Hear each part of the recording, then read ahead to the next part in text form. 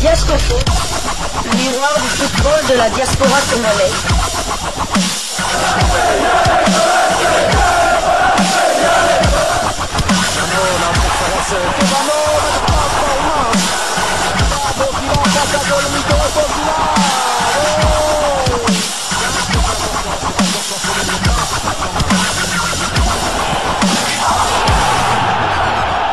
Diascofoot, le miroir du football de la diaspora congolaise. Vous êtes sur Diascofoot, le miroir du football de la diaspora congolaise. Diascofoot vous dit bonjour, tout le plaisir est pour nous de vous retrouver, mais surtout de savoir que vous êtes nombreux en train de suivre votre chaîne YouTube dédiée uniquement aux footballeurs de la diaspora congolaise. C'est l'heure de partager avec vous quelques news que nous avons pu récolter pour vous, des news concernant certains de nos internationaux ou des binationaux qui se sont illustrés dans leurs clubs respectifs. Et cela dans le cadre de cette deuxième livraison sportive de ce jeudi 26 décembre 2024, une livraison qui nous emmène du côté du Brésil. Brésil, vous l'avez certainement compris, c'est pour parler d'une légende RD congolaise. Mon idole, Yannick Yala Bolasie. Et Yannick Yala Bolasie qui serait sur les traces de Ronaldo. Je n'ai pas dit CR7, je parle bien de R9. L'international congolais parti pour rester au pays de Vinicius Junior. C'est une interrogation, une question que nous nous posons. En tous les cas, le média Africa Foot semble avoir la réponse à cette question. Et c'est dans un article intitulé « Accord scellé entre Yannick Bolasie et Cruzeiro ». C'est ce que je vais vous proposer. Je vais donc vous faire la lecture de cet article. Yannick Bolasie va bientôt changer de club au Brésil en fin de contrat avec Criciúma le 31 décembre prochain. L'ailier gauche congolais de 35 ans est sur le point de s'engager avec Cruzeiro, je crois, c'est Cruzeiro plutôt, avec Cruzeiro. D'après les informations du journaliste Krem Konour, la signature de Yannick Bolasie à Cruzeiro n'est qu'une question d'heure. Après plusieurs discussions avec l'entourage du joueur, un accord de transfert a été trouvé. Un contrat d'une saison en courant jusqu'au 31 décembre 2025 est sur la table. Grâce à ce transfert, l'ancien joueur d'Everton va s'offrir une nouvelle opportunité de profiter de son métier avant la fin de sa carrière professionnelle. Cette saison, Yannick Bolasie a disputé 36 matchs totalisant 2493 minutes, toutes compétitions confondues avec Criciúma. Il a inscrit 8 buts et délivré 4 passes décisives.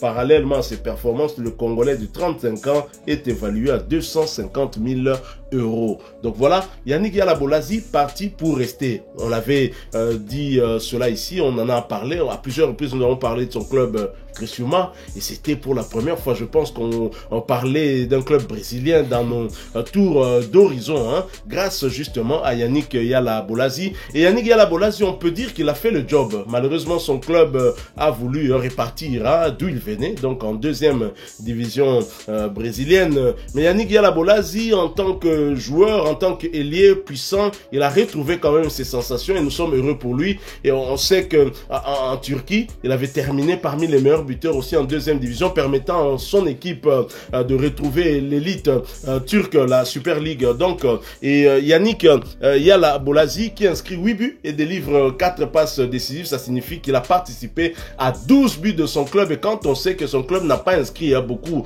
de buts, félicitations à lui. Et moi, j'étais inquiet parce que je me disais, le club qui retourne en deuxième division, est-ce que Yannick Yala Bolasie qui est en fin de carrière va accepter d'y retourner? Or, il a de la cote au Brésil, le pays de JR Vinicius, le pays de Neymar, le pays de Rodrigo, Kamavinga, Kamao, et Yannick Yala Bolasie va rester quand même dans l'élite brésilienne.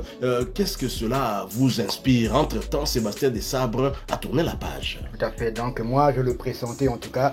Ce qui est sûr, c'est que Yannick Yala Bolasie avait déposé sa carte de visite dans le championnat brésilien. Je ne doutais pas une seule seconde. Je me disais, avec la saison qu'il avait faite, il y aurait sûrement des prétendants qui viendront sonner à sa porte. Et voilà ce qui a été fait. Malheureusement, son club, c'est vrai que son club qui lui a permis de découvrir le championnat brésilien est descendu en deuxième division. Mais lui, avec une saison pleine, 8 buts et 4 passes décisives dans un club qui jouait pour sa survie en première division, c'est une très très bonne chose. Je me souviens de son match XXL face à Vasco de Gama de Dimitri Payet. Là, ce match, ils avaient gagné 4 buts à 0, je pense.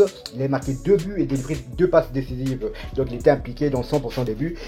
Donc, ça ne m'étonne pas. Donc, il va sur les traces de Ronaldo R9, bien évidemment, car Ronaldo R9 a débuté sa carrière dans ce club de Cruzeiro, là où il avait marqué lors de la saison 93-94 44 buts en 47 matchs, celui qui avait valu d'être sélectionné par l'entraîneur national brésilien pour la Coupe du Monde qui avait lieu du côté du Brésil en 94. Malheureusement, nous étions tous, moi personnellement, j'attendais de voir quand même jouer quelques minutes. Malheureusement, il n'avait pas joué une seule seconde. C'est vrai que le duo d'attaque entre Romario et Bebeto marchait du tonnerre.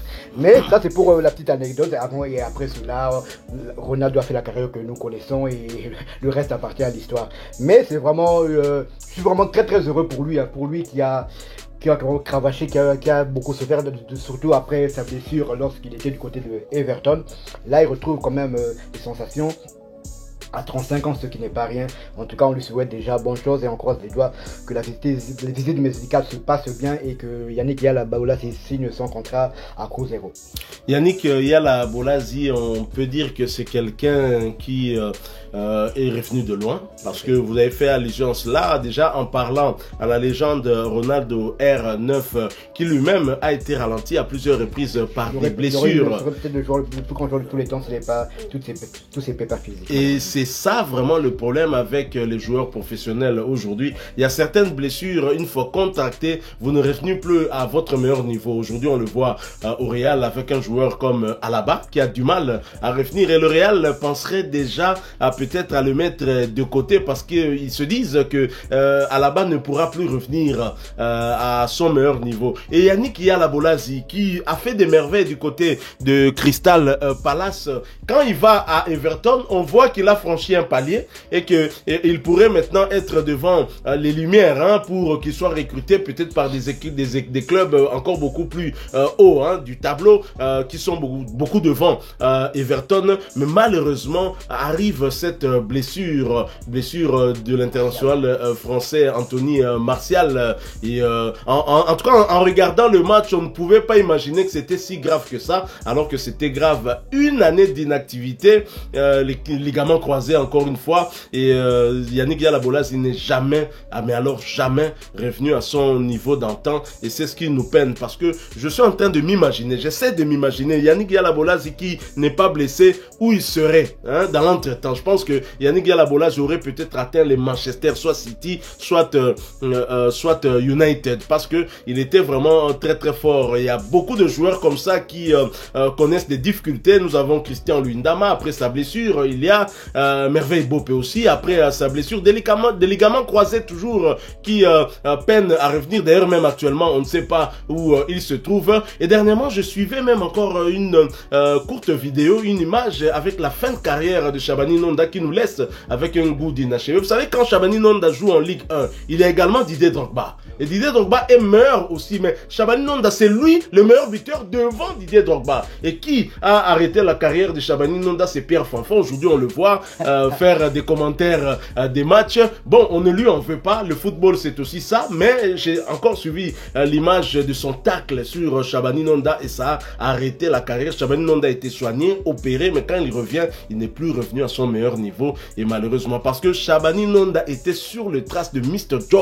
George Weah. Il allait être vraiment donc parmi les plus grands, donc à la hauteur de Didier Drogba, de Samuel Eto'o. Très franchement. Dans les 5 meilleurs, en tout cas, avec, vous pouvez mettre Roger Mila, tout à fait, George Weah, Samuel Eto'o et Didier Drogba. Ça, il aurait mangé dans la même table que tous ces joueurs. Rien que sa présence faisait peur aux adversaires, mais malheureusement, au cours d'un match, son ancien coéquipier, je crois que Pierre Fanfan était un ancien coéquipier, je pense, et j'ai encore suivi l'image, j'ai vraiment eu des larmes aux yeux. Hein. Voilà, la carrière d'un joueur peut s'arrêter ainsi brutalement. Même Kabongongo a vu sa carrière s'arrêter aussi à cause des blessures. Et pour mon idole, pour mon idole plutôt, Yannick Yala-Bolazi, je suis peiné, mais très content, très heureux de le voir retrouver quand même ses sensations, même si à 35 ans. Mais pour Sébastien Desabre, qui aurait pu lui permettre quand même de rejouer avec la tanière, parce qu'il en avait les possibilités avec ses performances de la saison qui s'est terminée du côté du Brésil. Il ne lui a pas donné sa chance. Je ne pense pas qu'il changera d'avis pour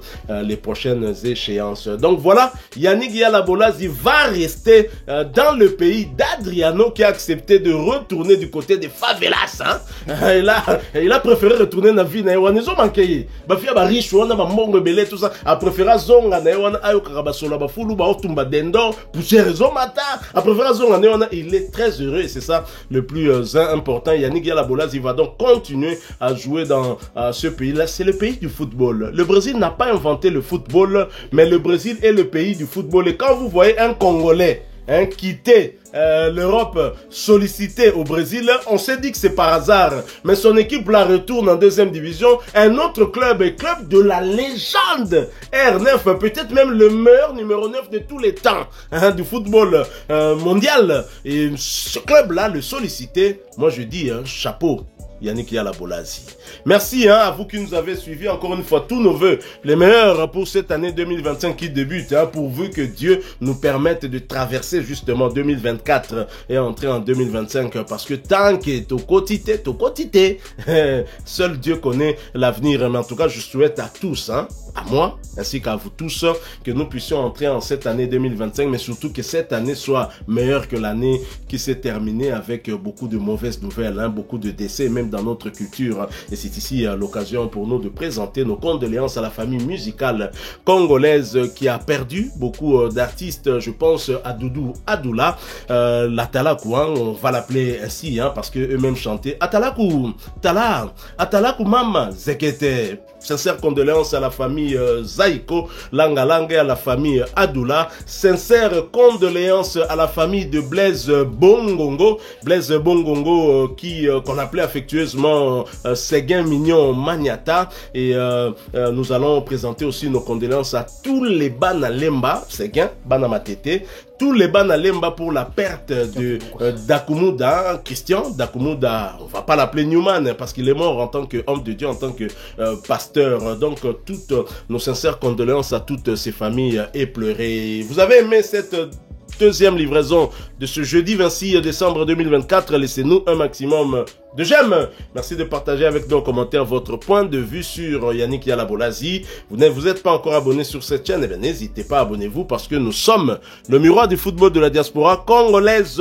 N'oubliez pas d'activer la petite cloche de notification histoire de ne plus rien manquer des prochains sujets que nous allons vous proposer. Encore une fois, merci à vous avec espoir de vous retrouver bientôt dans un autre sujet d'actualité. Mais en attendant, portez-vous bien et Diaspora Foot vous dit au revoir.